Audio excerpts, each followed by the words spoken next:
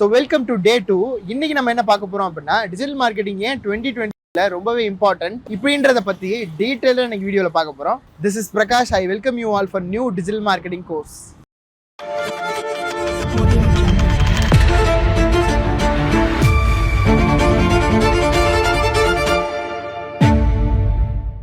நம்ம தமிழ்நாட்டில் most of the creators வந்து 10 lakh per monthக்கு மேலே ஏர்ன் பண்ணுறாங்க, லேக்ஸில் ஏர்ன் பண்ணுறாங்க அப்படின்னு சொல்லிட்டு நம்ம நிறைய கேள்விப்பட்டிருப்போம். பட் இதை பற்றி தெரிஞ்சுக்கணும் அப்படின்னா ஃபர்ஸ்ட் டிஜிட்டல் மார்க்கெட்டிங்னா என்ன, ஏன் 2026க்கு இது ரொம்ப ரொம்ப முக்கியம் அப்படிங்கிறதும், அதோட ப்ராப்பர் ரோட் மேப்பும் அதோட ஸ்டேஜஸ் என்னென்ன அப்படின்னு தெரிஞ்சுக்கிட்டா தான் இவங்களாம் எப்படி ஏர்ன் பண்ணுறாங்க அப்படிங்கிறத இன் டீட்டெயிலாக தெரிஞ்சுக்க முடியும். ஸோ ஃபஸ்ட்டு அதை தெரிஞ்சுக்கலாமா? ஃபஸ்ட்டு டிஜிட்டல் மார்க்கெட்டிங்னா ஏன் 2025க்கு முக்கியம் அப்படிங்கிறத பார்த்துடலாம். ஃபஸ்ட்டு நம்ம இந்தியாவில் மொத்தம் எத்தனை கிரியேட்டர்ஸ் தான் ப்ரோ இருக்காங்க அப்படின்னு நீங்கள் கேட்டிங்கன்னா, கிட்டத்தட்ட இப்போ ஸ்டார்ட் படி 3.5 மில்லியன்லேருந்து 4.5 மில்லியன் கிரியேட்டர்ஸ் வந்து நம்ம இந்தியாவில் இருக்கதா ஒரு ஸ்டாட்ஸ் சொல்லுது. ஸோ இந்த கணக்குப்படி கடைசி 3 வருஷத்தில் யூடியூப் எவ்வளோ தெரியுமா பே பண்ணியிருக்கு? 21,000 crores வந்து நம்ம இந்தியன் கிரியேட்டர்ஸ்க்கு பே பண்ணியிருக்கு. பிகாஸ் நம்ம உலக லெவலில் எடுத்துக்கிட்டோம் அப்படின்னா எந்த அளவுக்கு நம்ம கன்சியூம் பண்ணுறோமோ அதுக்கு ஈக்குவலாக மோஸ்ட் ஆஃப் த கிரியேட்டர்ஸ் வந்து நம்ம இந்தியாவில் தான் இருக்காங்க. ஃபார் எக்ஸாம்பிள் நம்ம தமிழ்நாடு கிரியேட்டர்ஸில் நல்ல சப்ஸ்கிரைபர்ஸ் இருக்க கவுண்டர்னு எடுத்துக்கிட்டோன்னா village cooking channel, Behindwoods, Madan Gowri, Parithabangal, இந்த மாதிரியான சேனல்ஸ்லாம் எக்கச்சக்கமான சப்ஸ்கிரைபர்ஸ் வச்சுருக்காங்க. இதே மாதிரி கிரியேட்டர்ஸ் மாதிரியே இன்ஃப்ளூயன்சர்ஸ் நம்ம நிறைய சோஷியல் மீடியா இன்ஸ்டாகிராம்லாம் நம்ம பார்த்துருப்போம். அந்த இன்ஃப்ளூயன்ஸ் இண்டஸ்ட்ரி போன வருஷம் கணக்குப்படி 3,200 கோடி ரீச் பண்ணியிருக்காங்கன்னு ஒரு ஸ்டாட் சொல்லுது. ஓகே, நம்ம ஸ்டாட்டிஸ்டிக்ஸ்லாம் பார்த்தாச்சு. இப்போ ரியல் ரோட் மேப்குள்ளே போயிடலாமா? ஸோ இந்த ரோட் மேப் படி பார்த்தோன்னா சில ஸ்டெப்ஸ் இருக்குது. ஃபஸ்ட்டு வந்து நம்ம ஃபவுண்டேஷனை கிரியேட் பண்ணணும். அதுக்கப்புறம் awareness stage, lead generation, long term growth, இந்த மாதிரி நிறைய ஸ்டேஜஸ் இருக்குது. நான் ஒவ்வொன்றா சொல்லிட்டு வரேன். Foundation, awareness stage, engagement and lead generation, conversion stage, scaling and retention, long term growth, ரீடைம். இந்த மாதிரி 6 ஸ்டேஜஸ் இருக்குது. அதில் ஃபஸ்ட்டாக நம்ம பார்க்கக்கூடியதான் ஃபவுண்டேஷன். இந்த ஃபவுண்டேஷனில் நம்ம யாரு, நம்ம என்ன ப்ராடக்ட் ஆர் சர்வீசஸ் கொடுக்க போறோம், நம்ம என்ன யூனிக்கா பண்ண போறோம் இந்த இண்டஸ்ட்ரியில, தென் நம்ம இந்த பொருளை யாருக்கு விற்க போறோம், அவங்களோட பெயின் பாயிண்ட்ஸ் என்ன, கோல்ஸ் என்ன, டெமோகிராபிக்ஸ் என்ன. ஸோ இந்த மாதிரி நிறைய திங்ஸ் இருக்கு. இதெல்லாம் வச்சு தான் நம்ம ஃபவுண்டேஷனை ஃபர்ஸ்ட் ஸ்ட்ராங்காக நம்ம பில்ட் பண்ண போறோம். இதுக்கப்புறம் ரெண்டாவதாக இருக்கிறது தான் ரொம்ப ரொம்ப முக்கியமான ஸ்டேஜ், அவேர்னஸ் ஸ்டேஜ். நீங்கள் வந்து ஈஸியாக ப்ராடக்ட்டை கிரியேட் பண்ணிடலாம், யாருக்கு பண்ண போகிறீங்க, பெயின் பாயிண்ட்ஸ், கோல்ஸ், இதெல்லாம் ஈஸியாக கண்டுபிடிச்சிடலாம். பட் இதை மக்களுக்கு தெரிய வைக்கல அப்படின்னா ஈஸியாக சேல் ஆகாது இல்லையா? ஸோ அப்போ எப்படி அவேர்னஸ் கிரியேட் பண்ணலாம் அப்படின்னா, இதில் 3 டைப்ஸ் இருக்குது. First SEO basics. For example நீங்கள் ஒரு கோர்ஸ் லான்ச் பண்ணுறீங்கன்னு வச்சுங்களேன். ஃபார் எக்ஸாம்பிள் நம்மள்ட்ட ஒரு கோர்ஸ் இருக்குது.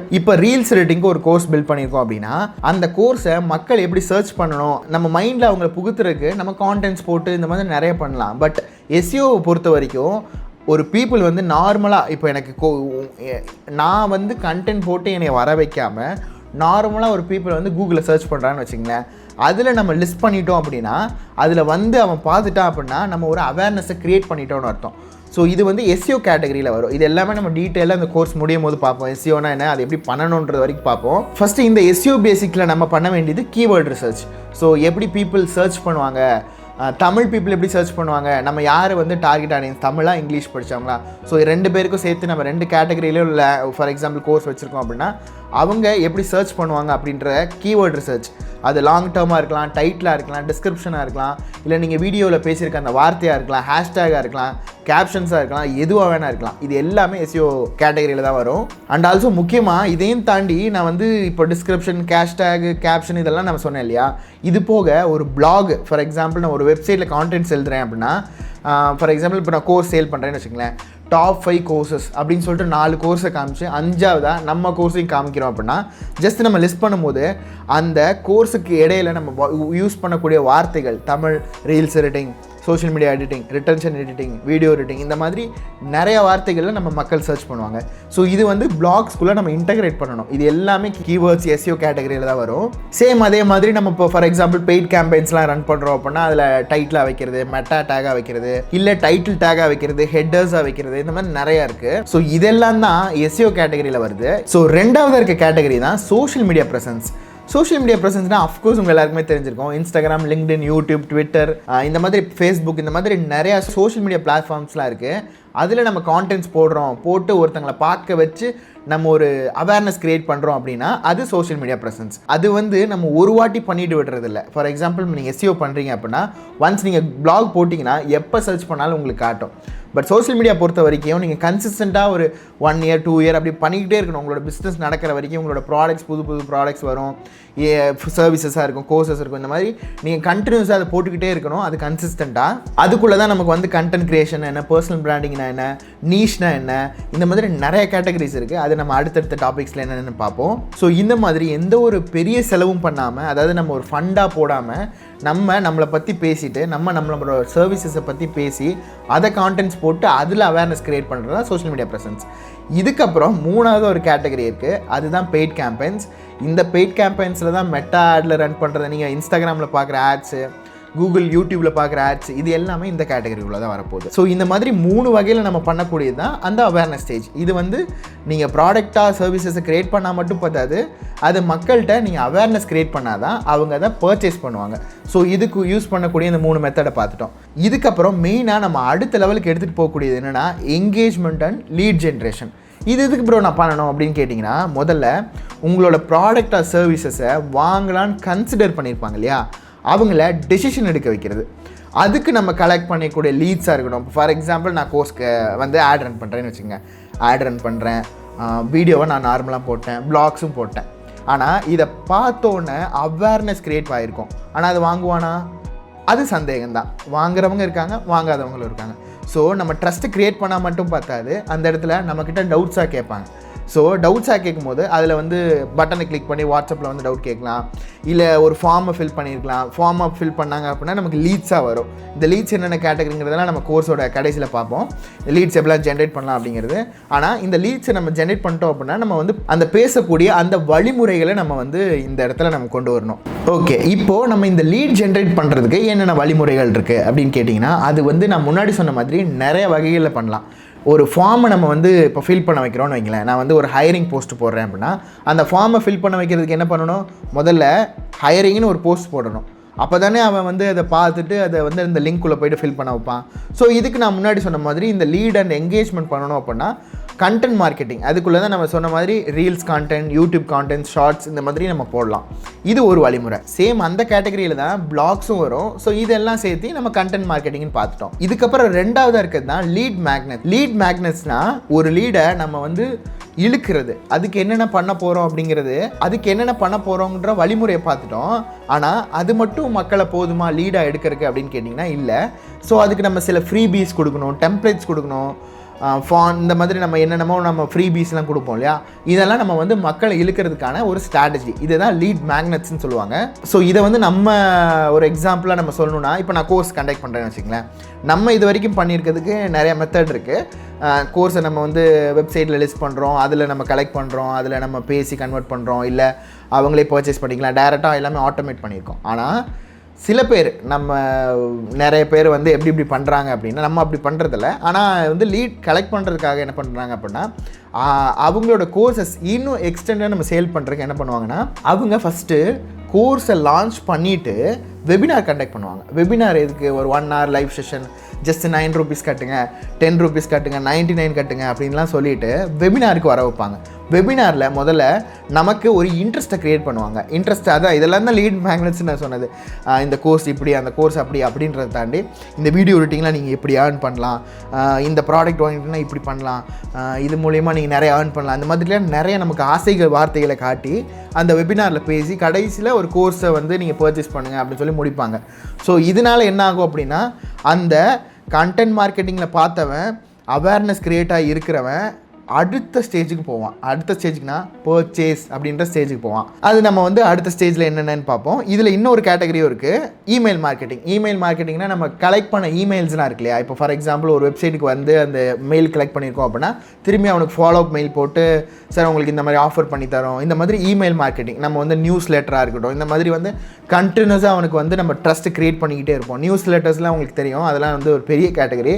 பிளாக் மாதிரி நம்ம வந்து சப்ஸ்கிரிப்ஷன் பேஸில் நமக்கு வந்து இமெயில் இமெயிலை சென்ட் ஆகிட்டே இருக்கும். ஸோ இது நாளாக ஒரு வருஷம் ஒரு 6 மாதம் அப்படி இருக்கையில் நமக்கு வந்து அவனுக்கு வந்து உள்ளே வந்து அவனுக்கு ட்ரஸ்ட் க்ரியேட் ஆகிட்டு இருக்கும். அதுக்கப்புறம் நீங்கள் ஒரு ப்ராடக்ட்ஸ் லான்ச் பண்ணிங்க அப்படின்னா, ஒரு சர்வீசஸ் லான்ச் பண்ணிங்கன்னா, ஏன் நம்ம விட்ட வாங்கக்கூடாது, நம்பிக்கையானதால் தானே அப்படின்னு சொல்லிட்டு நம்ம வாங்குவோம். ஸோ இந்த மாதிரி நிறைய கேட்டகரிஸ் இருக்குது. இதெல்லாம் தான் அந்த அவேர்னஸ் அண்ட் நம்ம வந்து லீட் ஜென்ரேஷன் கேட்டகரி.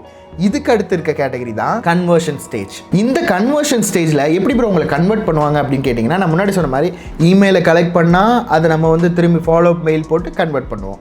ஒரு ஆட் ரன் பண்ணோம் அப்படின்னா அதை பார்க்குவான். இப்போ நான் என்னோடய ஆட் இருக்குன்னா ஒரு 2 வாட்டி பார்த்துருப்பீங்க. பார்த்து வாட்டியே யாரும் பர்ச்சேஸ் பண்ணிக்க மாட்டீங்க இல்லையா? 2வது வாட்டி யார் பர்ச்சேஸ் பண்ணுவோம். இப்போ எனக்கு உங்களுக்கு சம்மந்தமே இல்லைன்னு வச்சுக்கலாம். நீங்கள் எடுத்தோடனே என்னை பார்த்து எப்படி நீங்கள் வாங்குவீங்க?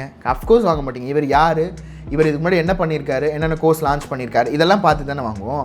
ஸோ இதை வந்து நான் எக்ஸாம்பிளாக நான் கோர்ஸை வச்சு தான் சொல்கிறேன், உங்களுக்கு புரியும், ஈஸியாக புரியுன்றனால. ஏன்னா நம்ம கேட்டகரி இதுக்கு முன்னாடி நம்ம நீஷ் படி இதெல்லாம் தான் நம்ம போட்டிருக்கோம். ஸோ அது உங்களுக்கு கனெக்ட் ஆகும் அப்படின்றதுக்காக தான் நான் சொன்னேன். ஸோ எடுத்தோடனே நம்ம வாங்க மாட்டோம் இல்லையா? அப்போ வந்து நம்ம வந்து வேறு வழியில் ஒரு டெஸ்டிமோனியில் கலெக்ட் டெஸ்டிமோனியில் வந்து நம்ம இதுக்கு முன்னாடி பர்ச்சேஸ் பண்ணவங்களை கலெக்ட் பண்ணி அதை நம்ம பேஜில் போடுறதா இருக்கட்டும், ரிவ்யூஸை கலெக்ட் பண்ணி போடுறதா இருக்கட்டும், இல்லை டேரெக்டாக ஃபோன் பண்ணி அவங்கள வந்து கன்வெர்ட் பண்ணுறதா இருக்கட்டும், இல்லை இதுக்கு முன்னாடி படித்தவங்களோட கேஸ் ஸ்டடீஸ், அவங்க எப்படி படித்தாங்க, எவ்வளோ ஏர்ன் பண்ணாங்க, அதுக்கப்புறம் இப்போ என்ன நிலமையில் இருக்காங்க, இந்த மாதிரி வந்து கேஸ் ஸ்டடியை கலெக்ட் பண்ணுறது, இந்த மாதிரி நிறைய வகைகள் இருக்குது. சேம் இதே மாதிரி நான் ஒரு கேம்பெயின், அதாவது ஒரு ஆட் நான் ரன் பண்ணுறேன் அப்படின்னா 1 வாட்டி பார்ப்பீங்க, 2 வாட்டி பார்ப்பீங்க. ஆனால் 2 வாட்டி நீங்கள் பார்த்துருக்கீங்க போது அந்த இடத்துல நீங்கள் ரிட்டன்ஷன் கெயின் பண்ணியிருப்பாங்க. எப்படி சொல்கிறதுனா, ஒரு ஆடை நீங்கள் வந்து ஃபுல்லாக பார்க்குறதுக்கும் பார்த்தோன்னே ஸ்வைப் பண்ணுறதுக்கு வித்தியாசம் இருக்கு இல்லையா? ஸோ நீங்கள் ஒன்ஸ் நீங்கள் பார்த்துட்டீங்க அப்படின்னா அது ஃபேஸ்புக்கோட அல்காரிதம்க்கு தெரியும் இவருக்கு அது பிடிச்சிருக்கு அப்படின்னு. ஸோ இந்த கேட்டகரியில் நான் ரன் பண்ணுறவன் என்ன பண்ணுவேன் அப்படின்னா, நீங்கள் பார்த்துருப்பீங்க இல்லையா, ஒரு 1,00,000 பேர் பார்த்துருக்கான், 1,00,000 பேரில் வந்து ஒரு 10 பேர் வந்து ரொம்ப ஃபுல்லாக பார்த்துருக்காங்கன்னு வச்சுக்கலாம். அவங்கள நான் ரீடார்கெட் பண்ணுவேன். ஸோ ரீடார்கெட்னா அவனுக்கு பிடிச்சிருக்கு, அவேர்னஸ் இருக்குது, ஆனால் அவன் கன்வெர்ட் ஆகலை அப்படின்ற ஸ்டேஜ். ஸோ ரீடார்கெட்டிங் பண்ணும்போது ஒரு கட்டத்துக்கு மேலே அவன் வாங்கிடுவான். ஸோ இந்த மாதிரி இருக்கிற எல்லா கேட்டகரியும் வரதான் இந்த கன்வர்ஷன் ஸ்டேஜ். ஸோ இந்த கேட்டகரி நம்ம சிம்பிளாக சொல்லணும்னா, அவேர்னஸ்லேருந்து கன்சிடரேஷன், அவேர்னஸ் க்ரியேட் ஆகி கன்சிடர் பண்ணியிருப்பான் வாங்கலாம் அப்படின்னு, அவனை டிசிஷன் மேக் பண்ண வைக்கிறது. Awareness to consideration to decision making. So இதுக்கான ஸ்டேஜ் தான் இந்த கன்வர்ஷன் ஸ்டேஜ். ஸோ இதுக்கப்புறம் ஒரு கேட்டகரி இருக்குது, ஸ்கேலிங் அண்ட் ரிட்டன்ஷன். இது என்ன ப்ரோ கேட்டகரி அப்படின்னு கேட்டிங்கன்னா, இதை நெக்ஸ்ட் லெவலுக்கு நம்ம ஸ்கேல் பண்ணுறது. ஒருத்தன் நம்மளோட கோர்ஸை பர்ச்சேஸ் பண்ணிட்டான் அப்படின்னா, ஒரு கோர்ஸுன்றதை விட ஒரு ப்ராடக்ட் ஒரு எக்ஸாம்பிளாக வச்சுக்கலாம். ஃபார் எக்ஸாம்பிள் நீங்கள் ஒரு சோப்பு வாங்குறீங்கன்னு வச்சுக்கலாம். அந்த சோப்பை 1 வாட்டி வாங்கிட்டான் அப்படின்னா 2வது வாட்டியும் அவன் 1 மாதம் மட்டும் வாங்கிட்டு போயிடக்கூடாது இல்லையா? லைஃப் டைம் அவன் வாங்க வைக்கணும் இல்லையா? மாதம் இப்போ நீங்கள் கோர்ஸ்னால் சப்ஸ்கிரிப்ஷன் பேஸில் இந்த மாதிரி இப்போ அமேசான் ப்ரைம்லாம் 1 மாதம் போட்டுட்டு மொத்த படத்தையும் நம்ம 1 மாதத்துலேயே பார்க்க முடியாது. நம்ம மாதம் கட்டுவோம். ஏன்னா நம்ம வந்து அவ்வளோ படம் இருக்குன்னா நம்ம அவனை உள்ளே இழுத்துட்டான், அதை விட்டு நம்ம வெளியே வர முடியாது. ஓடிடி கேட்டகரியிலேருந்துங்கும் போது சப்ஸ்கிரைப் பண்ணிட்டே இருக்கணும். ஸோ இதை வந்து நம்ம ஸ்கேல் பண்ணுறது மூலிமா தான் அவனை வந்து கண்டினியூஸாக நம்மளோட ஒரு டெய்லி கஸ்டமர் மாதிரி நம்ம வச்சுக்க முடியும். இதுக்குள்ளே நம்ம என்னென்ன பண்ணுவோம் அப்படின்னா, ஃபார் எக்ஸாம்பிள் இப்போ நான் கோர்ஸ் க்ரியேட் பண்ணிட்டேன், கோர்ஸ் பர்ச்சேஸ் பண்ணிட்டாங்க, நான் வந்து ஒரு கம்யூனிட்டி பில்ட் பண்ணுவேன்.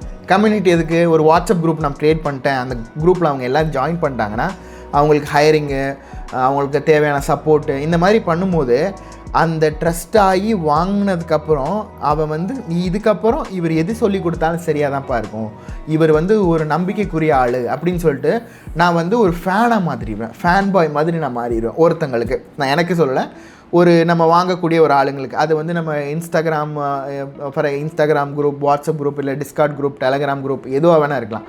எதில் மூலியமாக வேணாலும் நம்ம ஒரு கம்யூனிட்டி பில்ட் பண்ணலாம். இது ஒரு கேட்டகரி. இதே கேட்டகரியில் கஸ்டமர் ரிட்டன்ஷன் டாக்டிக்ஸ்னு ஒன்று இருக்குது. இது என்னென்னா, நான் முன்னாடி சொன்ன மாதிரி நியூஸ் லெட்டர்ஸை நம்ம அனுப்பிட்டு தொடர்ந்து நம்ம வந்து கன்சிஸ்டண்ட்டாக அவங்கள வந்து நம்மளோட இதுவாகவே வச்சுருக்கிறது ஒன்று. 2வது லாயல்ட்டி ப்ரோக்ராம்ஸ்லாம் கண்டக்ட் பண்ணுறது. ப்ரோக்ராமை கண்டக்ட் பண்ணி அவங்கள கூப்பிட்டு அவங்களுக்கு ஒரு ரெக்கக்னேஷனாக இருக்கலாம், சம்திங் எதுவாக வேணால் இருக்கலாம். இதே மாதிரி ஒரு ரெஃபரல் போனஸ், நீங்கள் பர்ச்சேஸ் பண்ணிட்டீங்க, இன்கேஸ் வந்து உங்களோட ஃப்ரெண்டை வந்து நீங்கள் பர்ச்சேஸ் பண்ண வச்சிங்கன்னா உங்களுக்கு இந்த டிஸ்கவுண்ட் வரும், உங்களுக்கு இந்த மணி வர வைக்க முடியும். இந்த மாதிரி நம்ம வந்து அவனை மட்டும் இல்லாமல் அது கூட இருக்க ரிலேட் ஆகிற மற்ற ஆளுங்களையும் சேர்த்து ஸ்கேல் பண்ணுறது. இதை வந்து நான் ஒரு எக்ஸாம்பிளாக நான் சொல்கிறேன். இதை நீங்கள் வரிசையாக பார்த்துட்டிங்கன்னா இதை வந்து டிஜிட்டல் மார்க்கெட்டிங் நான் ரோட் மேப்புன்னு சொன்னதே எப்படின்னா, இப்போ நான் ஒரு மாமா அர்த்துன்னு ஒரு கம்பெனி இருக்குன்னு வச்சிங்களேன், நான் வந்து ஒரு டிஜிட்டல் மார்க்கெட்டிங் பண்ணேன்னா இந்தந்த ஸ்டெப்ஸ் எல்லாம் நீங்கள் ரிலேட் பண்ணி வந்தீங்கன்னா அதுக்கப்புறம் நீங்கள் வந்து டாப் டிஜிட்டல் மார்க்கெட்டிங் வந்துடுங்க. டிஜிட்டல் மார்க்கெட்டிங்னா கம்பெனி சைட்லேருந்து சொல்லலை, நீங்கள் ஒரு டிஜிட்டல் மார்க்கெட்டிங்லாம் மாறுறீங்கன்னு வச்சுக்கலாம். ஒரு மாமா அர்த்துன்னு ஒரு பிராண்ட் இருக்குது அப்படின்னா அவன் வந்து ப்ராடக்ட்டு ஃபஸ்ட்டு ஃபவுண்டேஷன் க்ரியேட் பண்ணுவான், அவேர்னஸ் க்ரியேட் பண்ணுவான், தென் அதை வந்து ஸ்கேல் பண்ணுவான் கண்டென்ட் மார்க்கெட்டிங் மூலிமா, தென் அதை வந்து கஸ்டமரை கன்வெர்ட் பண்ணுவான், திரும்பி அதுக்கப்புறம் அந்த ஆடை வந்து திரும்பி டார்கெட் பண்ணி அது வந்து நல்ல பிராண்டாக கட்டமைச்சு இப்போ ஸ்விக்கி ஆடு சொமேட்டோலாம் நீங்கள் வாங்கிட்டீங்க, உங்கள் எல்லாருக்குமே தெரியும். ஆனாலும் ஆடு வந்துகிட்டே இருக்குது. ஆடு வரலை ஒரு கட்டத்துக்கு மேலே, ஒரு வருஷம் 2 வருஷம் பார்க்கல அப்படின்னா நீங்கள் மறந்துடுவீங்க. ஒரு ஃபார் எக்ஸாம்பிள் நீங்கள் கேட்பரியோட ஆட் வச்சுக்கலாம். கடைசி நீங்கள் எப்போ பார்த்தீங்க? யூடியூப்பில் ஆடாக கேட்பரிலாம் எனக்கு வந்ததே இல்லை. ஆனால் நம்ம மறக்கலை அதுவும் கூட.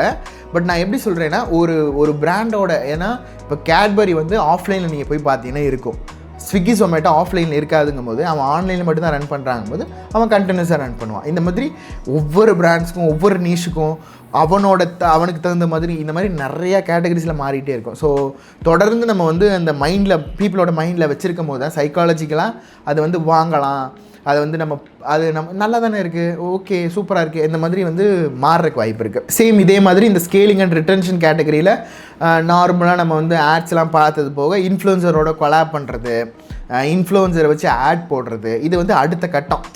எப்படி சொல்கிறதுனா, ஒன்றுமே தெரியாத பிராண்டு ஒன்றுமே தெரியாத ஒரு பொண்ணுக்கிட்ட கொடுத்து ஆர்டர் பண்ணுறதுக்கும் ஒரு நடிகை வந்து ஒரு ஆடுக்கு வரும்போது அவங்கள வச்சு நம்ம ரிலேட் பண்ணிப்போம். ஓகே இவங்களே ஆடுக்கு வந்திருக்காங்கன்னா அது ஒரு பெரிய பிராண்டு தான், நம்ம ஏன் வாங்கக்கூடாது அப்படி இருக்கும். ஆனால் நார்மலானால்னா நம்ம வந்து கன்வர்ஷன் ஆகிறதுக்கு ரொம்ப லேட் ஆகும், ஆகாதுன்னு இல்லை லேட் ஆகும். ஸோ இந்த மாதிரி நிறைய கேட்டகரிஸ் இருக்குது. இதெல்லாம் தான் இந்த ஸ்கேலிங் அண்ட் ரிட்டன்ஷனில் வரும். ஸோ இதுக்கடுத்த லாஸ்ட் அண்ட் டாப் கேட்டகரி தான் long term growth and retain. என்ன ப்ரோ ரீட்டைன் அப்படின்னு கேட்டிங்கன்னா, லாங் டேர்முக்கு நம்ம வந்து யோசித்து ஒரு கம்பெனி க்ரோத் பண்ணால் மட்டும் பார்த்தாது, கஸ்டமரை ரீட்டைன் பண்ணணும். அதுக்கு தான் நான் முன்னாடி சொன்ன அந்த டெக்னிக்ஸ்லாம் இருக்குது. பட் இந்த லாங் டேர்ம் க்ரோத் அண்ட் ரீட்டைனில் சில டெக்னிக்ஸ் இருக்குது. அதுதான் அடுத்த கட்டமான ஆட்டோமேட் ஒர்க் ஃப்ளோஸ். அதாவது இது எல்லாத்தையும் நம்ம பண்ணிவிட்டு இதை நம்ம ஆட்டோமேட் பண்ணால் மட்டும்தான் அது வந்து கன்சிஸ்டண்ட்டாக நம்ம பண்ண முடியும். நம்மளாக உட்காந்து வீடியோ போட்டுட்டு இருக்க முடியாது இல்லையா? ஃபார் எக்ஸாம்பிள் இப்போ நான் வந்து ஒரு க்ரியேட்டராக இருக்கேன், எனக்கு ஒரு டிஜிட்டல் மார்க்கெட்டிங் பண்ணணும்னு வச்சுங்க, நான் ஒரு கம்பெனி பில்ட் பண்ணுறேன். நான் இப்போ ஈவன் மதன் கௌரியை ஒரு எக்ஸாம்பிளாக வச்சுக்கலாம். அவர் வந்து ஒரு டிஜிட்டல் மார்க்கெட்டிங் கம்பெனி ரன் பண்ணிருக்காரு. இப்போது அவர் வந்து ஸ்டார்டிங் 2017 அவர் வீடியோ போடும்போது அவரே அவரோட வீடியோ எடுத்திருப்பார், அவரே அவரோட வீடியோ எடிட் பண்ணியிருப்பார், அவரே அவரோட கண்டென்ட் எடுத்திருப்பார், அவரே போஸ்ட்டும் பண்ணியிருப்பார். ஆனால் இப்போ அப்படி பண்ணுவாரான்னு கேட்டால் இருக்காது. ஏன்னா அவர் வந்து ஒரு டிஜிட்டல் மார்க்கெட்டிங்கான ஒரு கட்டமைப்பை அவர் உருவாக்கிட்டார். எப்படின்னா ஒருத்தர் எடுப்பார், ஏன்னா அவருக்கு ரெவன்யூ வருதுங்கும் போது அந்த ரெவன்யூ எப்படி ப்ராப்பராக ஸ்ப்ளிட் பண்ணி லாங் டேர்முக்கு நம்ம ரீட்டைன் பண்ணுறோம் அப்படிங்கிறத தான் இருக்குது. ஒருத்தர் எடுப்பார், அவர் ஜஸ்ட்டு வந்து கண்டென்ட்டில் ஃபோக்கஸ் பண்ணி அவர் போட்டுட்டால் மட்டும், அவர் வந்து ஷூட் பண்ணிட்டா மட்டும் போதும், எடிட் பண்ணுறக்கு ஒரு ஆள் இருக்கும், போஸ்ட் பண்ணுறக்கு ஒரு ஆள் இருக்கும். அப்போ நீங்கள் கன்சிஸ்டண்ட்டாக ஒரு ஒர்க் ஃப்ளோ க்ரியேட் ஆகிடும். நீங்கள் எப்போவுமே எல்லாத்தையும் நீங்களே எடுத்து பண்ணும்போது உங்களால் கன்சிஸ்டண்ட்டாக ரொம்ப நாளைக்கு பண்ண முடியாது, ஈஸியாக டயர்ட் ஆகிடுங்க. இப்போ நானே எடுத்துக்கிட்டிங்கன்னா எடிட் பண்ணுறது ஷூட் பண்ணுறது நானாக இருந்தாலும் போஸ்ட் பண்ணுறது ஒரு ஆளாக இருக்கும், டேக் எழுதுறது ஒரு ஆளாக இருக்கும், இன்ஸ்டாகிராம், இந்த மாதிரி ஒவ்வொன்றுக்கும் நம்ம லிங்க்டின் கான்டென்ட்டுக்கு ஒருத்தங்க இருக்காங்க. இந்த மாதிரி நம்ம ஒவ்வொன்றுக்கும் நம்ம வந்து ஸ்ப்ளிட் பண்ணி விட்டோம்னா ஆட்டோமேட்டிக்காக ஒர்க் ஃப்ளோ பண்ணி நம்ம வந்து கன்சிஸ்டண்ட்டாக போட முடியும். இதுதான் நம்ம மதன் கௌரி நம்ம பண்ணிட்டுருக்காரு, நான் ஈவனும் நம்மளுமே அப்படி தான் பண்ணிகிட்ருக்கோம். ஸோ இதே மாதிரி இது வந்து ஒரு எக்ஸாம்பிளுக்கு நான் சொன்னேன். For example Zapier, CRM, customer relation மேனேஜ்மெண்ட்லாம் இருக்கு இல்லையா, அதெல்லாம் வந்து ஒரு ஆட்டோமேட்டிக் ஒர்க் ஃப்ளோ. அந்த ஒர்க் ஃப்ளோவை க்ரியேட் பண்ணிட்டோம் நம்ம ஒரு பிஸ்னஸில் அப்படிங்கும் போது ஆட்டோமேட்டிக்காக இப்போ நம்ம ஈவினிங் நீங்கள் ஜோகோட அந்த ஜோகோ சோஷியல்னு நினைக்கிறேன் சம்திங், அந்த ஒரு ஆப் இருக்குது அப்படின்னா அந்த ஆப்லேயும் வந்து நம்ம போஸ்ட் பண்ணிட்டோம் அப்படின்னா எல்லா இன்ஸ்டாகிராம் அக்கௌண்ட்லேயும் எல்லா சோஷியல் மீடியா அக்கௌண்ட்லேயும் ஈஸியாக போஸ்ட் பண்ணுற மாதிரி ஷெட்யூல் பண்ணி வைக்கிறது, இதெல்லாமே ஆட்டோமேட்டிக் ஒர்க் ஃப்ளோஸ். அதே மாதிரி இது லாங் டேர்ம் க்ரோத்துன்றது பொறுத்த வரைக்கும் இந்த கேட்டகரியில் கன்சிஸ்டண்ட்டாக, ஃபார் எக்ஸாம்பிள் பண்ண நாளைக்கே வந்து ஒரு புது பிளாட்ஃபார்ம் லைக் இப்போ அரட்டைன்னு ஒரு ஆப் வந்திருக்கு, சேம் அதே மாதிரி டிக்டாக் புதுசாக ஒரு ஆப் வருது, புதுசாக வருதுன்னா அதில் நம்ம டெஸ்ட் பண்ணி அதில் எப்படி ஆட்ஸ் பண்ணலாம், அதில் எப்படி நம்ம க்ரோத் பண்ணலாம் அப்படின்னு அடுத்தடுத்து நம்ம வந்து கன்சிஸ்டண்ட்டாக நம்ம வந்து பிளாட்ஃபார்ம்ஸை நம்ம யோசிச்சு பண்ணுறது தான் இந்த கேட்டகரியில் வரும். ஸோ இந்த மாதிரி நம்ம பார்த்த 6 கேட்டகரி தான் ஒரு டிஜிட்டல் மார்க்கெட்டிங்கோட ரோட் மேப். ஸோ இப்படி தான் ஃபவுண்டேஷன் க்ரியேட் பண்ணுவாங்க, அவேர்னஸ் க்ரியேட் பண்ணுவாங்க, கண்டென்ட் மார்க்கெட்டிங் பண்ணுவாங்க, இமெயில் மார்க்கெட்டிங் பண்ணுவாங்க, கன்வெர்ட் பண்ணோன்னே திரும்பி நம்மளோட ஸ்கேல் என்ன பண்ணுவாங்க, ரிட்டைன் பண்ணுவாங்க, அப்படியே நம்மளோட கஸ்டமரை நம்மள்கிட்டே வச்சுப்பாங்க. இந்த மாதிரி இத்தனையும் சோஷியல் மீடியா, அதாவது இன்டர்நெட் உலகம் மூலியமாக பண்ணக்கூடியது தான் இந்த டிஜிட்டல் மார்க்கெட்டிங். ஸோ இப்போ உங்களுக்கு ஓரளவுக்கு புரிஞ்சிருக்கும்னு நினைக்கிறேன். இதெல்லாம் நம்ம பார்த்தாச்சு, டிஜிட்டல் மார்க்கெட்டிங்கோட ரோட் மேப்பை நம்ம பார்த்தாச்சு. இதுக்கப்புறம் கண்டென்ட் க்ரியேஷனாக என்ன அப்படின்னு பார்க்கல அப்படின்னா இந்த டிஜிட்டல் மார்க்கெட்டிங்கே இருக்காது. பிகாஸ் இந்த கண்டென்ட் க்ரியேஷன் மூலியமாகவும் கண்டென்ட் ரைட்டிங் மூலியமாகவும் தான் இந்த டிஜிட்டல் மார்க்கெட்டிங்கே மொத்தமாக ரன் ஆகிட்டுருக்கு. ஸோ இந்த கண்டென்ட் க்ரியேஷன் என்ன அப்படிங்கிறது ஃபஸ்ட்டு பார்த்துடலாம். ஸோ இப்போ நான் பண்ணிகிட்ருக்கேன் இல்லையா, இதுதான் கண்டென்ட் க்ரியேஷன். சிம்பிளாக ஒரு வேர்டில் சொல்லணும் அப்படின்னா இது வந்து நிறைய டைப்ஸ் இருக்குது, நிறைய வகைகளில் நம்ம பண்ணலாம். ஆனால் கண்டென்ட் க்ரியேஷனுங்கிறது ஒரு இன்ஃபர்மேஷனலாவோ இல்லை ஒரு கண்டென்ட்டை ஃபோக்கஸ் பண்ணி இன்ஸ்பைரிங்காகவோ மோட்டிவேஷ்னலாகவோ சம்திங் ஏதோ ஒரு ப்ராடக்டாக சர்வீசஸை பற்றியோ இதெல்லாம் பற்றி பேசுகிறது தான் கண்டென்ட் க்ரியேஷன். அது ஒரு பர்சன் பண்ணால் கண்டென்ட் க்ரியேஷன், இல்லை ஒரு பர்சனுக்காக அதை உட்காந்து எழுதுனா அது கண்டென்ட் ரைட்டிங். இதுதான் சிம்பிளாக சொல்லணும்னா. ஸோ இந்த கண்டென்ட் க்ரியேஷனில் நிறைய வகைகள் இருந்தாலும் அதில் ஃபஸ்ட்டாக நம்ம பார்க்கக்கூடிய வகை தான் டெக்ஸ்ட் பேஸ்டு கண்டென்ட். இந்த டெக்ஸ்ட் பேஸ்டு கண்டென்ட்டில் தான் நான் முன்னாடி சொன்ன மாதிரி பிளாக் போஸ்ட், ஃபார் எக்ஸாம்பிள் நீங்கள் கேப்ஷன் எழுதுறதா இருக்கட்டும், ஒரு பிளாக் எழுதுறதா இருக்கட்டும், ஒரு ஆர்டிக்கல் எழுதுறதா இருக்கட்டும், ஒரு சோஷியல் மீடியா போஸ்ட் க்ரியேட் பண்ணுறதுக்கு எழுதுறதா இருக்கட்டும், இந்த மாதிரி இது எல்லாமே டெக்ஸ்ட் பேஸ்டு கண்டென்ட்ஸாக இருக்கும். ஃபார் எக்ஸாம்பிள் நீங்கள் ஒரு கேரோசல்ஸ் போகிறீங்க அப்படின்னா கேரோசல்ஸ்குள்ளே ஒரு கோட்டோ இல்லை ஒரு டெக்ஸ்ட் பேஸ்டில் ஏதோ ஒன்று எழுதுறீங்க அப்படின்னா இது எல்லாமே டெக்ஸ்ட் பேஸ்டு கண்டென்ட்டில் வரும். ரெண்டாவது விஷுவல் கான்டென்ட். ஃபார் எக்ஸாம்பிள் நீங்கள் வந்து ஒரு மீம் கிரியேட்டராக இருக்கீங்கன்னு வச்சுங்களேன். மீம் கிரியேட்டர்னால் ஒரு பர்டிகுலர் ஒரு படத்தோட ஒரு காமெடி ஆக்டரோட இமேஜையும் ஒரு கண்டென்ட்டையும் ரிலேட் பண்ணி இது ரெண்டுத்தையும் சேர்த்து போடுறது தான் மீம்ஸு. இதே மாதிரி ஒரு ட்ராயிங் பண்ணுறாங்க, ஒரு ட்ராயிங்கையும் அதை வந்து அவரோட ஸ்டைலில் பண்ணுறாரு அப்படின்னா அது இல்லஸ்ட்ரேஷன். இல்லை ஒரு பர்டிகுலர் சினாரியோவை ஒரு ஸ்டாட்டிஸ்டிக்ஸை காட்டுறாரு அப்படின்னா அது இன்ஃபோகிராஃபிக். இல்லை ஜஸ்ட் நீங்கள் ஒரு இமேஜ் சூப்பராக இருக்க ஒரு சினாரியோ ஒரு ஃபோட்டோ எடுத்து போகிறீங்க அப்படின்னா அது இமேஜ். ஸோ இது எல்லாமே விஷுவலாக வீடியோவாக இல்லாமல் விஷுவலாக நம்ம காமிக்கிறது தான் விஷுவல் கான்டென்ட்ஸ். ஸோ நம்ம டெக்ஸ்ட் பேஸ்ட் கான்டென்ட் பார்த்துட்டோம், விஷுவல் கான்டென்ட்ஸ் பார்த்துட்டோம். இதுக்கப்புறம் மூணாவதாக இருக்கக்கூடியது தான் video content. Of course video content என்னன்னு உங்களுக்கு தெரியும். இப்போ நீங்கள் பார்த்துட்டு இருக்க இந்த யூடியூப் வீடியோவாக இருக்கட்டும், ரீல்ஸ், ஷார்ட்ஸ், டிக்டாக்கோட வீடியோஸ், ஒரு டுட்டோரியல், இந்த மாதிரி நம்ம போடக்கூடிய எல்லா வீடியோஸுமே வீடியோ கான்டென்ட்ஸ் தான். இதுக்கப்புறம் ஆடியோ கான்டென்ட்னு ஒன்று இருக்குது. என்ன ப்ரோ கண்டென்ட்டில் இவ்வளோ வகை இருக்கா அப்படின்னு கேட்டிங்கன்னா இருக்குது. அஃப்கோர்ஸ் இப்போ நீங்கள் ஒரு டெலகிராமில் போடக்கூடிய ஒரு வாய்ஸ் நோட்டாக இருக்கட்டும், ஒரு ஸ்பாட்டிஃபைல பார்க்கக்கூடிய ஒரு பாட்காஸ்ட் வீடியோவாக இருக்கட்டும், இல்லை ஒரு ஆடியோ புக்கு. ஃபார் எக்ஸாம்பிள் இப்போ நீங்கள் ரீசெண்டாக கூட அரவிந்த் சுவாமி வச்சு ஒரு ட்ரெண்ட் ஆச்சு இல்லையா, அது என்னது அந்த மணியை வச்சு ஒரு புக்கு கூட ட்ரெண்ட் ஆச்சு இல்லையா. இப்போ அதெல்லாம் வந்து ஆடியோ புக்கு. அது ஜஸ்ட் நம்ம ஹியர் பண்ணிட்டு தான் பண்ண போகிறோம் நம்ம ஸ்பாட்டிஃபைல போயிட்டு. ஸோ இது எல்லாமே ஆடியோ கான்டென்ட். சாங்காக கேட்குறது வேறு, ஆனால் சாங் இல்லாமல் ஒரு இன்ஃபர்மேஷனலான திங்கோ இல்லை ஒரு ப்ராடக்டை பற்றியோ ஒரு சர்வீசஸை பற்றியோ சம்திங் இன்னொருத்தங்களோட பர்சனல் ஸ்டோரியை பற்றியோ இதெல்லாம் நம்ம ஒருத்தன் கண்டென்ட்டாக க்ரியேட் பண்ணி ஜஸ்ட்டு வாய்ஸாக கொடுக்குறான் ஸ்பாட்டிஃபைல பாட்காஸ்ட்டாவோ அப்படின்னா ஆடியோ புக்காவோ அது ஆடியோ கான்டென்ட். இதுக்கப்புறம் இன்ட்ராக்டிவ் கான்டென்ட்னு ஒன்று இருக்குது. இது வந்து மிக்சட் ஆஃப் எல்லாவும் இருக்கலாம். வீடியோ கான்டென்ட்னா நான் முன்னாடி சொன்ன மாதிரி வீடியோவாக போடுறது. ஆனால் இந்த இன்ட்ராக்டிவ் கான்டென்ட்டில் தான் லைவ் ஸ்ட்ரீம் வரும். இப்போ ஃபார் எக்ஸாம்பிள் இன்ஸ்டாகிராமில் வந்து ஒரு போல் வைக்கிறேன்னு வச்சுக்கங்களேன். இந்த போலுக்கு நீங்கள் ஆன்சர் பண்ணுறீங்க அப்படின்னா அந்த போலாக இருக்கட்டும், சர்வே எடுக்கிறதா இருக்கட்டும், இப்போ எலெக்ஷனில் யார் இந்த 2026 ஜெயிக்க போகிறாருன்னு எடுக்கிற ஒரு சர்வேவாக இருக்கட்டும், இல்லை லைவ் ஸ்ட்ரீமில் வந்து ஒரு பர்சனோட நம்ம இன்ட்ராக்ட் பண்ணி அவர் கேட்குற கேள்வியை நான் பதில் சொல்கிறேன் அப்படின்னா இது எல்லாமே இன்ட்ராக்டிவ் கான்டென்ட்டில் வரும். அது வந்து ஒரு குவிஸாக இருக்கலாம், சம்திங் எதுவாக வேணா இருக்கலாம். ஆனால் ஒரு டெக்ஸ்ட்டாவோ ஒரு ஆடியோவாவோ ஒரு வீடியோவாவோ லைவாக இன்ட்ராக்டிவ் பண்ணி பண்ணுறது இன்ட்ராக்டிவ் கான்டென்ட். ஓகே, இப்போது நம்ம என்னென்ன வகைகளில் கான்டென்ட் இருக்குது, கண்டென்ட் க்ரியேஷன் என்ன எல்லாமே நம்ம பார்த்துட்டோம். இப்போது கண்டென்ட் க்ரியேஷன் பண்ணுறதுக்கு முன்னாடி சில பர்பஸஸ் இருக்குது. சும்மா நான் வந்து பார்த்ததை நான் பேசுகிறேன் அப்படி கிடையாது. அது வந்து அந்த மாதிரி நிறைய கேட்டகரி இருக்குது, அதுக்கு நிறைய வகைகள் இருக்குது. ஃபார் எக்ஸாம்பிள் இப்போ நம்ம பார்க்குறோம் அப்படின்னா ஈவன் இப்போ ஒரு கேமரா ஆன் பண்ணிட்டு நம்ம வந்து விலாக் எடுக்கிறோம் அப்படின்னா அதை பற்றி நம்ம எக்ஸ்பிளைன் பண்ணுறோம். இந்த மாதிரி நமக்கு வந்து நிறைய வகைகள் இருக்குது. ஆனால் அதை வந்து ஒரு பர்பஸோடு பண்ணணும். ஃபார் எக்ஸாம்பிள் இப்போ நான் உங்களுக்கு பண்ணுறது என்ன பர்பஸு, எஜுகேஷன் பர்பஸ். இது வந்து நீங்கள் பார்த்து என்ன சிரிப்பீங்க அப்படின்றதுனாலையோ இல்லை என்னோடய கோர்ஸை நீங்கள் பர்ச்சேஸ் பண்ணுவீங்க அப்படின்றதுனால கிடையாது. அஃப்கோர்ஸ் நான் உங்களுக்கு எஜுகேஷன் பண்ணுறேன். ஸோ இது வந்து டுட்டோரியல் கேட்டகரியில் வரும். அது வந்து நான் டீச் பண்ணுற ஸ்கில்லாக இருக்கலாம், டிப்ஸாக இருக்கலாம், இல்லை என்னோட நாலேஜ் ஷேரிங்காக இருக்கலாம். இது எல்லாமே எஜுகேஷன் கேட்டகரியில் வரும். உங்களுக்கு நான் ஒரு இன்ஃபர்மேஷனை எடுத்து கடத்துகிறேன், அது மூலிமா எனக்கு வியூஸ் வருது, எனக்கு வந்து மணி வருது. நீங்கள் இதை கற்றுக்கிறது மூலிமா உங்களுக்கு மணி அண்டு உங்களுக்கு ஃபேம் சம்திங் ஏதோ ஒன்று உங்களுக்கு வருது அப்படின்னா இது எல்லாமே எஜுகேஷன் கேட்டகரியில் வரும். இதுக்கப்புறம் ரெண்டாவதாக இருக்க கேட்டகரி தான் entertainment category. So for example இப்போ பரிதாபங்கள், மைக் செட்டு, இந்த மாதிரி சேனல்ஸ்லாம் நம்ம பார்த்துக்கோம் இல்லையா, அவங்கெல்லாம் நீங்கள் அவங்கள்ட்ட எதாவது பர்ச்சேஸ் பண்ணிடுவீங்க, இல்லை அவங்களுக்கு எதாவது முக்கியமாக இன்ஃபர்மேஷனெலாம் சொல்லிடுவீங்கன்றது இல்லை இருக்கலாம் சில டைம்.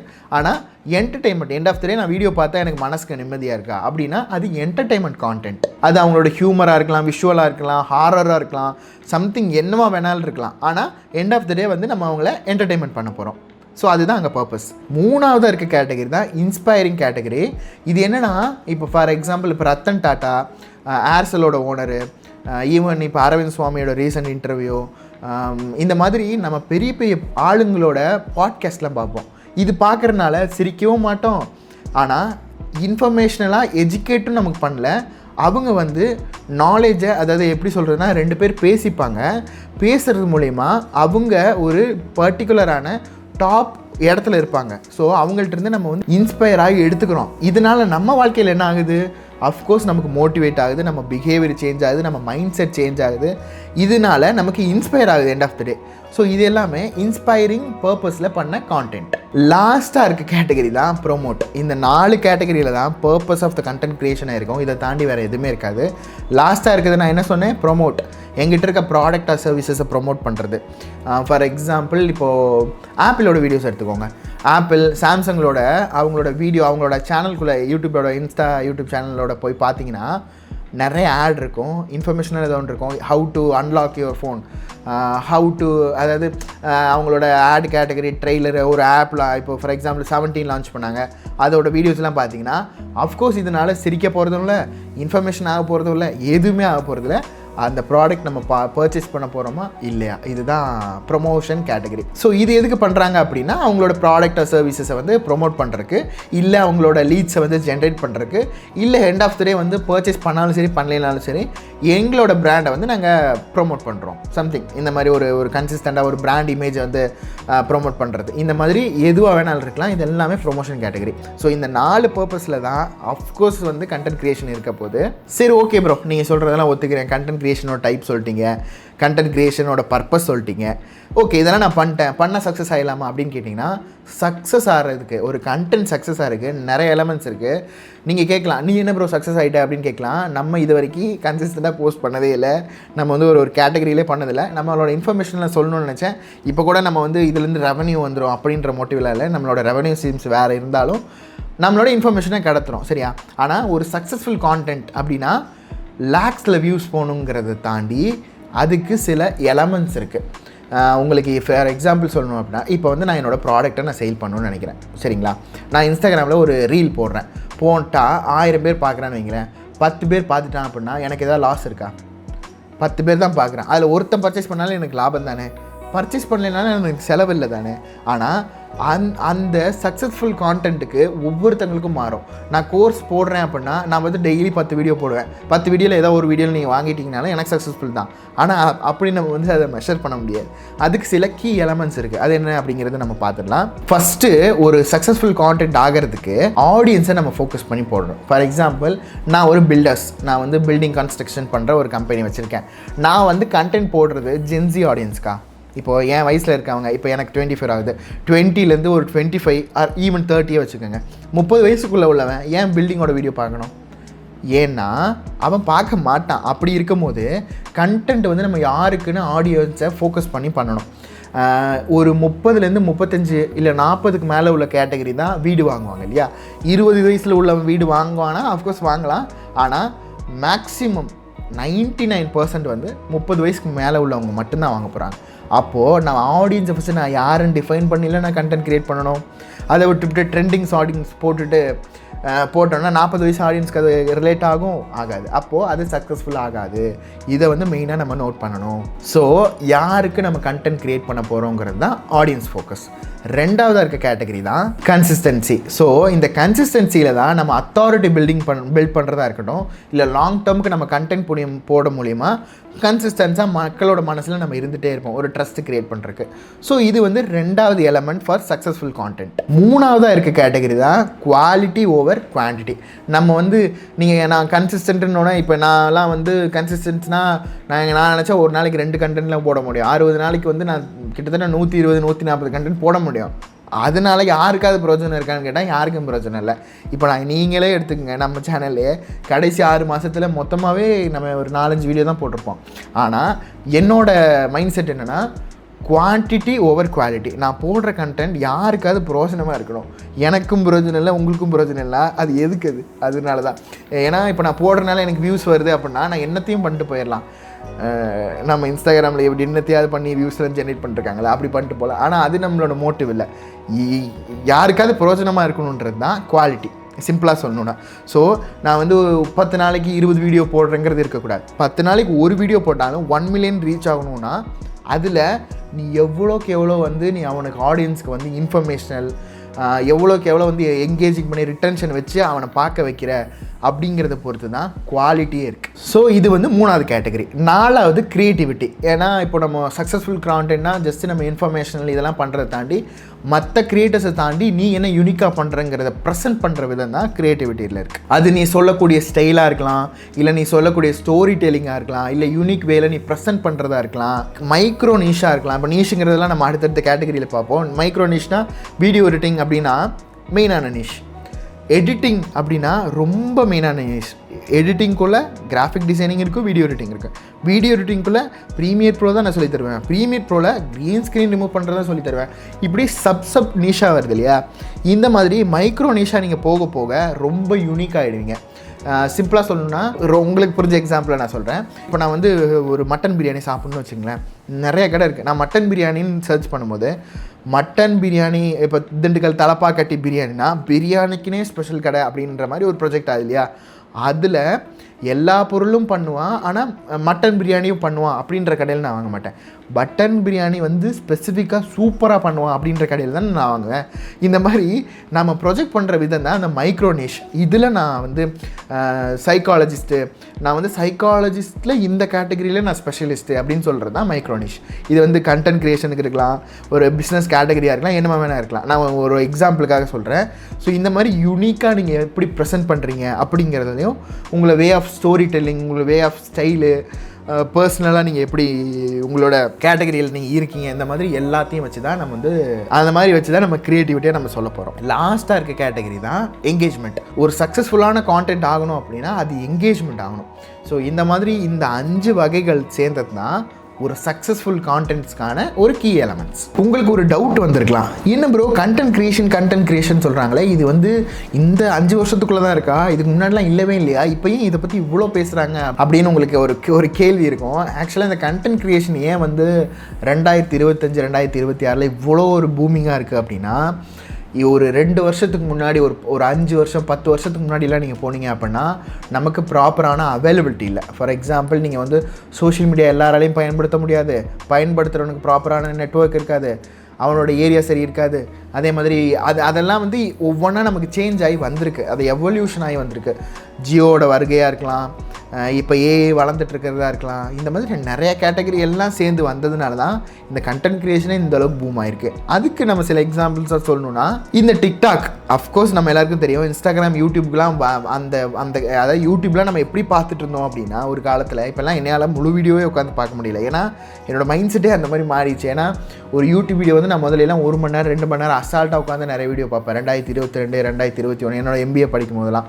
ஆனால் இப்போ என்னால் ஒரு மணி நேரம் வீடியோ பார்க்குறதே பெரிய ஒரு இதுவாக இருக்குது. ஏன்னா இந்த ரீல்ஸு இந்த டிக்டாக் வந்ததுக்கப்புறம் 60 செகண்ட்ஸ்க்கு 1 நிமிஷத்துக்கு ஒன்ஸ் வந்து நம்மளோட அந்த மைண்ட் செட்டே மாறிடுச்சு.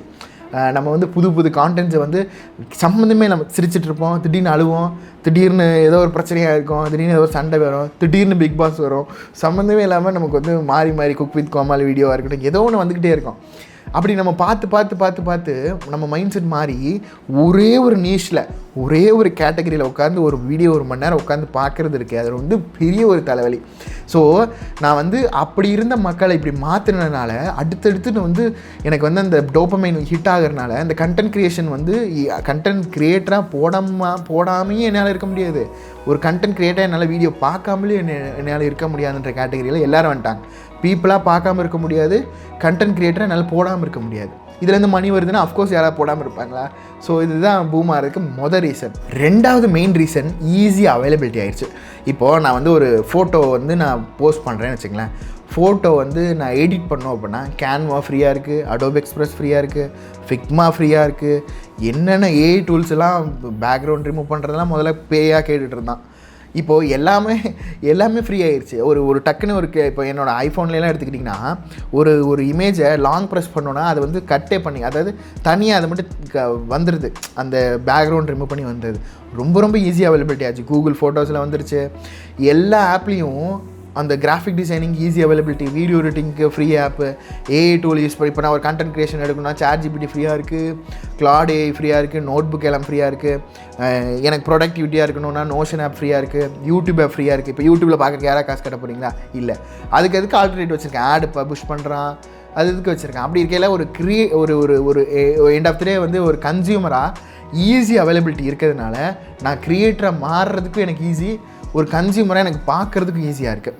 ஸோ இந்த ஈஸி அவைலபிலிட்டி ஒரு மெயினான ரீசன். ஏன்னா முதலையெல்லாம் வந்து யூடியூப்பில் வந்து நமக்கு பே அவுட் வரும் அப்படின்ற மாதிரி ஒரு விஷயந்தான் இருந்துச்சு. எப்படி சொல்கிறதுனா, யூடியூப்பில் நான் கான்டென்ட் போடுறேன்னு வச்சுக்கங்களேன், எனக்கு யூடியூப்லேருந்து மானிட்டைசேஷன் மட்டும்தான் அப்படி இருந்துச்சு. ஆனால் இப்போது கேட்டகரி எக்கச்சக்கமாக போயிட்டே இருக்குது. எப்படி சொல்கிறேன்னா, இன்ஸ்டாகிராம்லேயே இப்போ கண்டென்ட் நமக்கு அமௌண்ட் வராது. ஆனால் இன்ஸ்டாகிராமில் இன்ஃப்ளூயன்சராக எனக்கு கொலாபரேஷன் வராங்க, என்கிட்டலாம் நிறைய பேர் கேட்டிருக்காங்க அலோவ் பண்ணதில். ஆனால் எப்படி சொல்கிறதுனா, இன்ஃப்ளூயன்சர்ஸ் வராங்க, வந்து கேட்பாங்க, இவ்வளோ அமௌண்ட்டும்பாங்க. அப்போது அஃப்கோர்ஸ் பீப்புள் வந்து போவாங்க இல்லையா. மணியோட அந்த ரெவன்யூ ஸ்ட்ரீம்ஸ் வந்து நமக்கு நிறைய வந்துக்கிட்டே இருக்குது. மானிட்டைசேஷனுக்கு தான் சொல்கிறேன் நான். யூடியூப் ரெவன்யூ மட்டும் இல்லை, பெய்டு கொலாபு, இல்லை நான் வந்து ஒரு ப்ராடக்டை ப்ரொமோட் பண்ணேன்னா அஃப்ளிகேட்டிவ் அமௌண்ட்டு, ஸ்பான்சர்ஷிப்பு, சப்ஸ்கிரிப்ஷனு, ஏன் இன்ஸ்டாகிராம் சப்ஸ்கிரிப்ஷன் பட்டன்லாம் எப்படி யூஸ் பண்ணுறாங்க நம்ம பார்த்துட்டு தான் இருக்கோம். இந்த மாதிரி நிறைய ரெவன்யூ ஸ்ட்ரீம்ஸ் ஆனனால இந்த கண்டென்ட் க்ரியேஷனோட பூமிங் வந்து பயங்கரமாக இருக்குது. அண்டு நான் முன்னாடி சொன்ன மாதிரி அண்டு இது போக இன்னொரு எக்ஸாம்பிளும் இருக்குது. நான் முன்னாடி சொன்ன மாதிரி கிரியேட்டர் எக்கனாமி எவ்வளோக்கு எவ்வளோ அதிகமாகுதோ பே பண்ணுறதுக்கான கம்பெனிஸும் அதிகமாகிறதுனால அது ரெண்டுத்துக்கும் நடுவில் பார்க்குறதுக்கான மக்கள் அதிகமாகிட்டே போகிறாங்க. எப்படி சொல்கிறதுனா, இப்போ அந்த ஆடியன்ஸ் வந்து சோஷியல் மீடியா ஆடியன்ஸ் வந்து கிட்டத்தட்ட பார்க்குறவங்கள, இப்போ யூடியூப் யூசர்ஸ் எல்லாம், இப்போ நீ இன்ஸ்டாகிராம் யூசர்ஸ் எல்லாம் எடுத்துக்கோங்க, இந்தியா வந்து அந்த டாப் லிஸ்ட்டில் இருக்கான். யூடியூப் க்ரியேட்டர்ஸ்லையும் சரி, யூடியூப்ஸை கன்சியூம் பண்ணுறவனும் சரி டாப் லிஸ்ட்டில் இருக்கான். அப்படி இருக்கும்போது திரும்பி புது கண்டென்ட் க்ரியேட்டர்ஸ் வந்துகிட்டே தானே இருப்பாங்க. ஸோ இந்த மாதிரி நிறைய உள்ளே வந்துக்கிட்டே இருக்கிறதுனால அது ரொம்ப பூம் ஆகிட்டுருக்கு. அண்டு இது போக இன்னொரு எக்ஸாம்பிள் இருக்குது. இது வந்து புது எக்ஸாம்பிள். ஏன்னா இப்போ நம்ம வந்து முன்னாடிலாம் வந்து நான் ஒரு கண்டென்ட் க்ரியேட்டர் ஆகணும், நான் வந்து ஃபேமஸ் ஆகணும், எனக்கு வந்து நிறைய அமௌண்ட் வரணும் அப்படின்றவன் தான் உள்ளே வந்துட்டு இருந்தான். ஆனால் இந்த 2025 ஆக்சுவலாக நாங்களுமே இது ஒரு சர்வீசஸாக இப்போ ஒரு 2023 ஸ்டார்ட் பண்ணோன்னு நினைக்கிறேன். Personal branding. நம்ம டைரோ கேரோட முதல்ல ஃபவுண்டரான வேலுமணியாக இருக்கட்டும், ஏர்செலோட ஃபவுண்டராக இருக்கட்டும், இந்த மாதிரி நிறைய பேர் வந்து ஆண்டர்ப்ரனர்ஸாக இருந்து அமௌண்ட் மேக் பண்ணவங்க கண்டென்ட் க்ரியேஷனுக்குள்ளே வராங்க, பர்சனல் பிராண்டிங்குள்ளே வராங்க. எதுக்குன்னா பீப்புள் அங்கே தானே இருக்கான். ஏன்னா நம்ம வந்து அந்த ட்ரெடிஷ்னல் மெத்தடான ஒரு ஆக்டரை கூப்பிட்டு நம்மளோட ப்ராடக்டை சேல் பண்ணுறது இதெல்லாம் ஒரு கேட்டகரி. ஆனால் இப்போ பர்சனல் பிராண்டிங்காக, இப்போ லலிதா ஜுவல்லர்ஸோட ஓனராக இருக்கட்டும், அவர் விளம்பரத்துக்கு வர்றாரு, அவர் பாட்காஸ்ட் கொடுக்குறாரு. ஏன்னா பர்சனலாக அவங்கள பிராண்டிங் பண்ணணும்னு நினைக்கிறாங்க. அவங்கள பிராண்டிங் பண்ணணும், என்ன பண்ணணும், பிளாகாக போட முடியாது. அதுவும் போடுவாங்க அவங்க ஆளுங்களை வச்சு. ஆனால் அவங்களோட ஃபேஸை காமிச்சு அவங்களே பேசுகிறாங்க, மக்களோட டேரெக்டாக இன்ட்ராக்ட் ஆகுறாங்க. முதல்ல ஒரு போத்தீஸ் ஓனரை காண்டாக்ட் பண்ணணும் அப்படின்னா அவ்வளோ ஒரு கஷ்டமாக இருந்துச்சு. இப்போ அவங்க போத்தீஸ் ஓனரில் நான் ஒரு எக்ஸாம்பிள் சொன்னேன். இப்போ அந்த மாதிரி பெரிய ஓனர்ஸே வந்து டேரெக்டாக கண்டென்ட் போடும்போது டேரெக்டாக நம்ம லிங்க்டின்ல ரீச் பண்ண முடியுது, டேரெக்டாக இன்ஸ்டாகிராமில் ரீச் பண்ண முடியுது. அது வந்து தனி ஒரு இண்டஸ்ட்ரி ஆயிடுச்சு. அது ஷூட் பண்ணுறதே ஒரு இண்டஸ்ட்ரி, அது வந்து அதுக்குன்னு எடிட் பண்ணுற நம்மளே ஒரு இண்டஸ்ட்ரி, இந்த மாதிரி ஆயிடுச்சு. ஸோ இந்த மாதிரி நிறைய கேட்டகரி இருந்தாலும் இந்த மாதிரி எக்கச்சக்கமான எக்ஸாம்பிள்ஸ் நம்ம சொல்லிகிட்டே போகலாம். நான் முன்னாடி சொன்ன மாதிரி ஜியோவோட வருகை, 5G 4G 4Gலாம் வந்ததுக்கப்புறம், ஜியோ வந்து ஃப்ரீயாக விட்டதுக்கப்புறம் எவன் வேணாலும் யூஸ் பண்ணிக்கலாம் ஜாலியாக, எவ்வளோ நெட் வேணாலும். ஏன்னா 1.5 GB டேட்டா 1 மந்த்துக்கு போட்டவன் நான். இப்போ எனக்கு நான்லாம் ஒரு நாளைக்கு வந்து 10 GB யூஸ் பண்ணிருக்கேன் அசால்ட்டாக. ஏன்னா நம்ம பார்க்குறதும் சரி, நம்ம ஈஸியாக டவுன்லோட் பண்ணி வீடியோ எடிட்டிங் பண்ணுறதெல்லாம் சரி, இந்த மாதிரி ஈஸி அவைலபிலிட்டி வரனால நம்ம சோஷியல் மீடியா பயன்படுத்துறது வந்து ரொம்ப ஈஸி ஆகிடுச்சு. அதே மாதிரி முதல்ல எல்லாம் வந்து ஐஃபோனில் தான் கேமரா பயங்கரமாக இருக்கும், பயங்கரமாக ஷூட் பண்ண முடியும் அப்படின்றதெல்லாம் தாண்டி இப்போ 10,000 20,000 கேமராலே 108 மெகா பிக்சல்ன்றாங்க. அந்த மாதிரி நிறையா வந்து என்னென்னமோ கிமிக்லாம் பண்ணி, மெகா பிக்சல் அதிகன்ற கிமிக்லாம் பண்ணி, அது எப்படி சொல்கிறது. ஆனால் நம்ம வந்து கிட்டத்தட்ட ஒரு 5 வருஷத்துக்கு முன்னாடி ஃப்ளாக்ஷிப்பில் உள்ள கேமரா வந்து இப்போ 20K 10K வந்துருச்சு. அப்போது அஃப்கோர்ஸாக நான் ஒரு கண்டென்ட் க்ரியேட்டராக நான் செலவு பண்ணி நான் அதுக்குள்ளே வரணுங்கிற அவசியம் இல்லை, கேமரா வாங்கி தான் பண்ணணுங்கிற அவசியம் இல்லை. நார்மலாக நான் ஒரு ஃபோனை வச்சுட்டு ஒரு நாளாக அன்றைக்கி பார்க்குறேன், ஒரு மளிகை கடைக்காரர் டக்குன்னு ஒரு வீடியோ எடுத்து போடுறாரு, டக்குன்னு ஒரு சண்டை எடுத்து போடுறாரு, டக்குன்னு அவர் கஸ்டமர் எப்படி வந்திருக்காங்கன்ற ஜாலியாக எடுத்து போடுறாரு. இந்த மாதிரி ஈஸி அவைலபிலிட்டியாக ஒரு குவாலிட்டியான ஒரு கேமரா வந்துருச்சு, மொபைல் வந்துருச்சு. ஈவன் வந்து போஸ்ட் பண்ணுறதுக்கு இப்போ இன்ஸ்டாகிராமில் போஸ்ட் பண்ணுறதுலாம் ஒன்று தலையே சுற்றின வேலையெல்லாம் கிடையாது. ஜஸ்ட் எடுக்கிறோம், போஸ்ட் பண்ணுறோம், வியூஸ் போகுது. அப்படி மக்களுக்கு அது புரிய ஆரம்பிச்சிருச்சு, கண்டென்ட் போட ஆரம்பிச்சிட்டாங்க, கோர்சஸ் வந்துருச்சு. அதனால் எல்லா சைட்லேருந்தும் வந்ததுனால இந்த கண்டென்ட் க்ரியேஷன் பயங்கரமாக மூவ் ஆயிடுச்சு. ஸோ இது பார்த்ததுக்கப்புறம் உங்களுக்கு போடலான்னு தோணுன்னு நினைக்கிறேன். உங்களுக்கு இன்கேஸ் போடணும், எனக்கு வந்து அட்வைஸ் கொடுங்க ப்ரோ, அட்வைஸ்ன்னு இல்லை, எனக்கு ஒரு சஜஷன் கொடுங்க ப்ரோ, என்ன வாங்கலாம், என்ன கேமரா வாங்கலாம், என்ன லேப்டாப் வாங்கலாம், இந்த மாதிரி உங்களுக்கு ஏதாவது இருந்துச்சு அப்படின்னா கீழே ஆக்சுவலாக நம்ம மெயில் ஐடி இருக்குது. ஸோ போடுங்க, நான் உங்களுக்கு பர்சனலாக நான் கைட் பண்ணுறேன். ஸோ இந்த மாதிரி எல்லாம் சேர்ந்தது தான் இந்த கிரியேட்டரோட எக்கனாமி. நான் முன்னாடி சொன்ன மாதிரி ஒரு கிரியேட்டராக 10 லட்ச ரூபாய் ஏர்ன் பண்ணுறாரு அப்படின்னா இவ்வளோ வகைகள் இருக்குது, இவ்வளோ டைப்ஸ் இருக்குது, இவ்வளோ பர்பஸஸ் இருக்குது, இவ்வளோ அவைலபிலிட்டி இருக்குது. நம்ம போட வேண்டியது தான் நம்மளோட வேலை. அதை விட்டுட்டு நம்ம வந்து அடுத்தவனோட கமெண்ட்டில் போயிட்டு நம்ம வந்து கமெண்ட் பண்ணுறது இதெல்லாம் நம்மளுக்கு ஒரு பிரயோஜனமும் கிடையாது. அவன் ஜம்பாரிச்சிட்டு போய்கிட்டே இருப்பான், நம்ம வந்து கமெண்ட் பண்ணிக்கிட்டே உட்கார வேண்டியது தான். சரிங்களா? ஸோ அதுதான். ஸோ இதுக்கு முன்னாடி நான் நீஷ்னா என்ன அப்படின்னு சொல்லிட்டு இதுக்குள்ளே ஒரு பாயிண்ட் சொல்லியிருப்பேன். நீஷை பற்றி நம்ம அடுத்த வீடியோவில் பார்க்கலாம் அப்படிங்கிறது. ஆக்சுவலாக அதை பற்றி தான் இன் டீட்டெயிலாக நம்ம பார்க்க போகிறோம். மார்க்கெட்னா என்ன, நீஷ்னா என்ன, இதுக்கு ரெண்டுத்துக்கு என்ன வித்தியாசம், இந்த மாதிரி நிறைய வீடியோஸ், நிறையா கேட்டகரிஸ் இருக்குது. அடுத்தடுத்து நம்ம 60 நாளைக்கு. ஸோ அதை பற்றி தான் நாளைக்கு பார்க்க போகிறோம். எனக்காக நீங்கள் ஒன்று பண்ணணும் அப்படின்னா மறக்காமல் சப்ஸ்கிரைப் பட்டனை தட்டிட்டு அந்த பெல் ஐக்கான் ஆன் பண்ணிக்கோங்க. பிகாஸ் பெல் ஐக்கான் நீங்கள் வந்து இதுக்கு முன்னாடி நம்ம வீடியோஸ் பார்க்கலைனாலும் பரவாயில்ல, இல்லை இப்போ நீங்கள் புதுசாக வந்தாலும் சரி, நம்மளோட இந்த கோர்ஸை கம்ப்ளீட் பண்ணலான்னு நீங்கள் வந்துட்டீங்க. அப்போ நம்ம கம்ப்ளீட் பண்ணி தானே ஆகணும். 60 நாள் நம்மளோட வீடியோ நீங்கள் பார்த்தானே ஆகணும். இன்கேஸ் நீங்கள் மிஸ் பண்ணிடக்கூடாது அப்படிங்கிறதுக்காக தான் நான் உங்களுக்கு சொல்கிறேன். ஸோ அந்த பெல் ஐக்கான் ஆன் பண்ணிட்டீங்க அப்படின்னா உங்களுக்கு நோட்டிஃபிகேஷனாக நான் வீடியோ போட்ட அடுத்த செகண்ட் உங்களுக்கு வந்துடும். ஸோ Day 3 Day 4 மாதிரி Day 60 வரைக்கும் நம்ம கவர் பண்ணுறோம், நம்ம மாஸ் ஆகிறோம். ஸோ அவ்வளோதான் கைஸ், நம்ம நெக்ஸ்ட் வீடியோவில் பார்க்கலாம். பாய்.